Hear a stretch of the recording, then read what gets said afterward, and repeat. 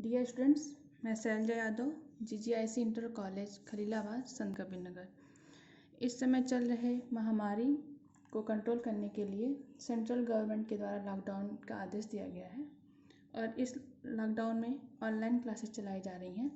और इस online class में आज क्लास 10th विज्ञान का पहला दिन है और हम देख लेते हैं क्लास 10th के विज्ञान में पढ़ना क्या क्या है, इसका सिलेबस क्या क्या है। तो पहले जान लेते हैं विज्ञान की 3 शाखाएं होती हैं। रसायन विज्ञान, जिसके अंतर्गत पदार्थ के हम रासायनिक गुणों का अध्ययन करेंगे। जीव विज्ञान, जिसके अंतर्गत हम सारे जीव जगत यानी कि लिविंग थिंग्स का अध्ययन करते हैं। तीसरी है भौतिक विज्ञान, जिसके अंतर्गत हम पदार्थों की भौतिक संरचना का अध्ययन करते हैं। तो क्लास 10th के विज्ञान को पूरे सिलेबस को 5 इकाई में बांटा गया है। पहला है रासायनिक पदार्थ, प्रकृति एवं व्यवहार। इसके ये केमिस्ट्री के अंतर्गत आएगा, यानी कि रसायन विज्ञान के अंतर्गत। और इसके अंतर्गत हम पढ़ेंगे धातु अधातु, लवण, तत्वों का वर्गीकरण, अम्ल क्षार, ये सारी चीज़ों का अध्ययन करेंगे। इकाई 2 है जैव जगत, जिसके अंतर्गत हम ये बायोलॉजी के अंतर्गत आएगा, जिसके अंतर्गत पोषण, श्वसन, परिवहन जैसे टॉपिक्स का अध्ययन करेंगे। तीसरी इकाई है प्राकृतिक घटनाएं और चौथी इकाई है विद्युत का प्रवाह। ये दोनों भौतिक विज्ञान के अंतर्गत आएंगी, जिसमें हम लेंस, मानव नेत्र, गोलीय पृष्ठ का प्रकाश का परावर्तन और समतल पृष्ठों पर प्रकाश का परावर्तन का अध्ययन करेंगे। पांचवी इकाई है प्राकृतिक संसाधन, जिसमें हम ऊर्जा संसाधन जैसे टॉपिकों पर अध्ययन करेंगे। तो सबसे पहले हम इकाई 2 लेंगे, जैव जगत। जैव जगत इकाई में 8 लेसन्स हैं, जिसमें पहला है पोषण, दूसरा है श्वसन, तीसरा परिवहन, चौथा उत्सर्जन, पांचवा है नियंत्रण एवं समन्वय, छठवां है जीव जनन कैसे करते हैं या फिर जनन कह लें, सातवां है अनुवांशिकता, आठवां है जीवन की उत्पत्ति एवं जैव विकास। तो ये सारी चीज़ें हम पढ़ेंगे जैव जगत इकाई 2 के अंतर्गत। तो पहला है जैव प्रक्रम का पोषण, श्वसन, परिवहन, उत्सर्जन, ये चारों पार्ट जैव प्रक्रम के अंतर्गत आएंगे। ठीक है, तो पहले हम जान लेते हैं कि जैव प्रक्रम है क्या।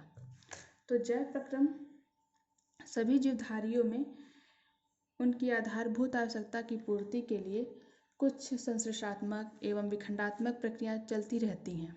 ठीक है, और ये प्रक्रियाएं किसी भी जीव को जीवित रखने के लिए आवश्यक होती हैं और यही सारी प्रक्रियाएं जैव प्रक्रम के अंतर्गत यानी कि जैव प्रक्रम कहलाती हैं, लाइफ प्रोसेस कहलाती हैं। यानी कि जीवों में होने वाली वो सारी प्रक्रियाएं जो जीव को जीवित रखती हैं जैव प्रक्रम या लाइफ प्रोसेस कहलाती है।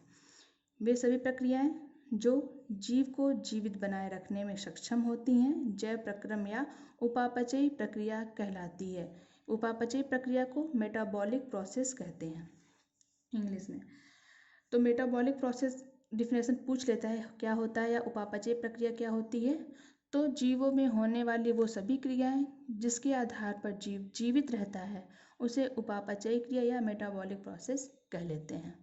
मेटाबॉलिक प्रोसेस 2 प्रकार की होती है, यानी कि उपापचयी क्रियाएं 2 प्रकार की होती हैं। एक होता है उपचयी क्रिया एनाबॉलिक रिएक्शन, दूसरा है अपचयी क्रिया कैटाबॉलिक रिएक्शन।